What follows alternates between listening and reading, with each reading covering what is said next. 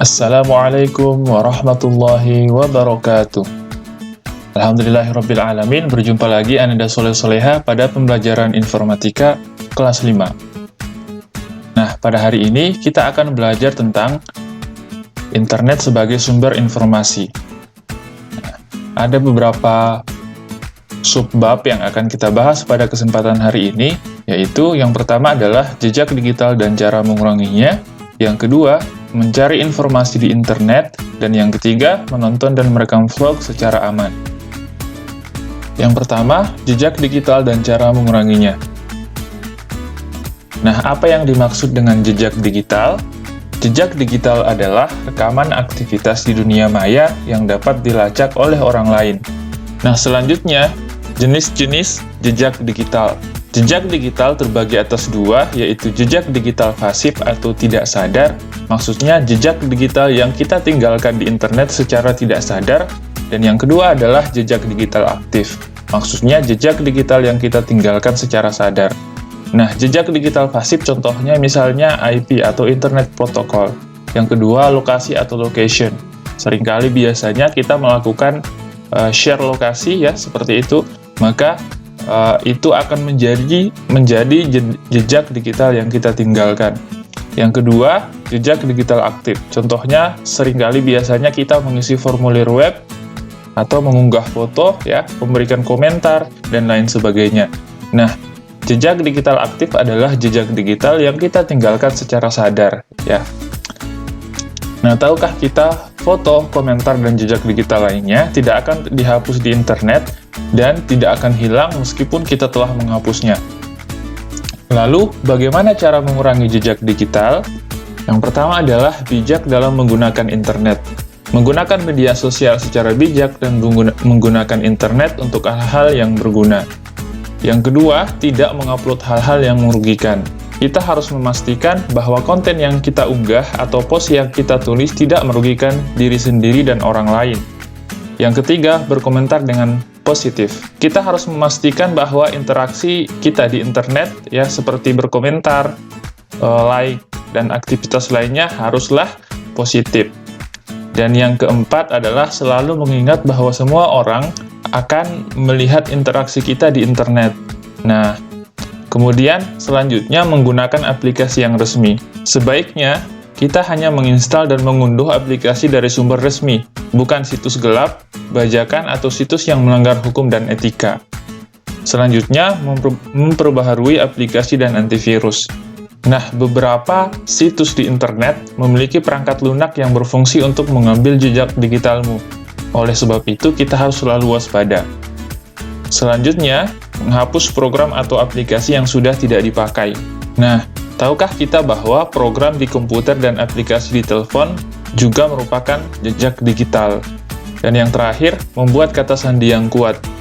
Nah, kata sandi yang kuat akan dapat melindungi akun yang kita miliki sehingga orang lain tidak akan mudah memasukinya. Selanjutnya, beberapa istilah yang berkaitan dengan jejak digital. Yang pertama, browser history. Daftar semua situs yang pernah kita kunjungi. Jadi, browser history adalah situs-situs yang pernah kita kunjungi selama menggunakan internet. Yang kedua, cookies. Cookies adalah data sederhana berisi kebiasaan seseorang saat menggunakan web browser. Yang ketiga, public post. Pesan atau komentar yang bisa dilihat dan dibaca oleh semua orang. Jadi ketika kita berkomentar, misalnya di laman Facebook seseorang, maka itu merupakan jejak digital yang dinamakan public post.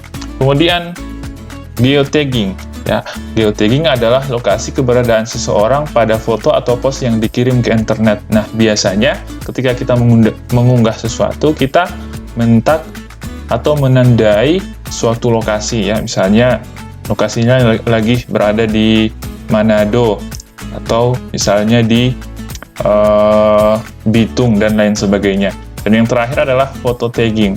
Photo tagging adalah informasi tersembunyi yang ada dalam foto seperti lokasi, tanggal, pemilik, dan lain-lain. Jadi, pada saat kita mengunggah sebuah foto, maka foto tersebut akan mencantumkan rincian-rincian tertentu, ya, seperti lokasinya di mana, tanggalnya kapan, dan seterusnya. Nah, itulah istilah-istilah yang berkaitan dengan jejak digital. Yang pertama browser history, yang kedua cookies, kemudian public post, kemudian geotagging, dan photo tagging. Nah, pembahasan selanjutnya adalah mencari informasi di internet. Nah, informasi yang dicari dapat berupa tema seperti tentang makhluk hidup, sejarah, atau teknologi. Nah, ada beberapa browser yang bisa kita gunakan ya, seperti Google ya, dan Wikipedia. Nah, Google merupakan browser pencari yang sangat populer saat ini ya. Nah, sedangkan Wikipedia adalah ensiklopedia yang pengunjungnya dapat berkontribusi dalam penulisan artikel. Nah, yang terakhir nih, menonton dan merekam vlog secara aman. Nah, vlog adalah catatan harian berupa video yang dimuat di internet. Vlog tidak harus tentang kegiatan sehari-hari. Vlog juga dapat berisi tentang topik yang lain. Misalnya, tentang tutorial, kemudian ulasan atau reaksi, kemudian kegiatan harian. Nah, vlog juga ternyata bukan hanya mengenai kehidupan kita sehari-hari. Bisa tentang tutorial atau tentang bagaimana cara membuat sesuatu, kemudian ulasan atau reaksi ya, tanggapan tentang suatu hal, kemudian kegiatan sehari-hari. Nah, vlog juga disiarkan oleh beberapa situs seperti YouTube, kemudian Vimeo, BBC, dan lain sebagainya. Nah, yang harus kita perhatikan adalah tidak semua vlog layak untuk kita tonton. Oleh karena itu, ada beberapa aturan yang harus kita patuhi ketika akan membuat vlog atau menonton vlog. Yang pertama, meminta bimbingan orang tua, ya, sehingga orang tua akan melihat apakah vlog yang kita tonton pantas untuk kita. Kemudian yang kedua, menonton konten vlog yang sesuai umur. Jadi, kalau vlognya tentang orang dewasa, maka sebaiknya kita mencari vlog ya yang vlog tersebut khusus untuk anak-anak. Misalnya kita anak-anak, maka kita mencari vlog yang berisi tentang konten anak-anak. Kemudian yang ketiga, merahasiakan data pribadi. Nah, mengapa kita perlu merahasiakan data pribadi? Tujuannya agar orang tidak mengetahui data pribadi kita di internet.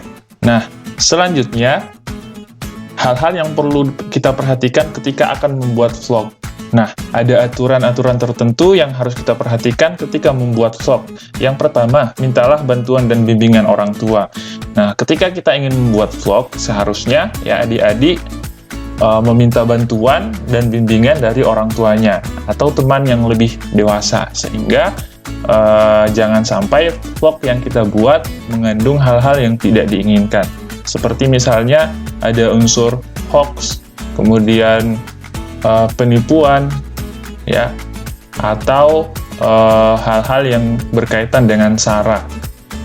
Kemudian yang kedua, membuat konten asli. Nah, konten asli maksudnya adalah konten yang kita buat secara orisinil atau asli. Jadi kita tidak membajak atau mengklaim konten orang lain. Kemudian yang ketiga, mengunggah vlog melalui Wi-Fi. Nah, kenapa kita harus menggunakan Wi-Fi? Karena biasanya size atau ukuran konten vlog yang kita buat sangat besar dan tentu membutuhkan data yang lebih besar juga. Oleh sebab itu, kita sebaiknya mengupload vlog yang kita buat melalui provider Wi-Fi.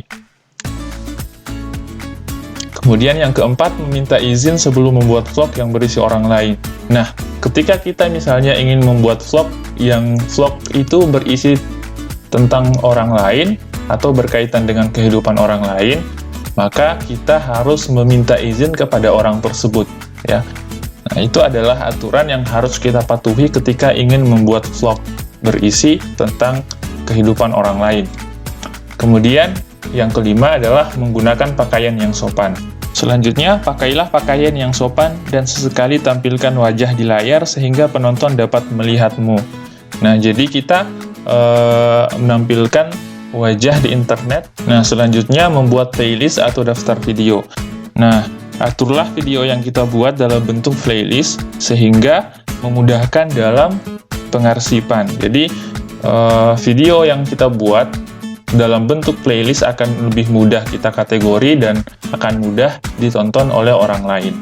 Oke, demikianlah materi kita pada kesempatan hari ini. Terima kasih atas perhatiannya. Kita tutup. Wassalamualaikum warahmatullahi wabarakatuh.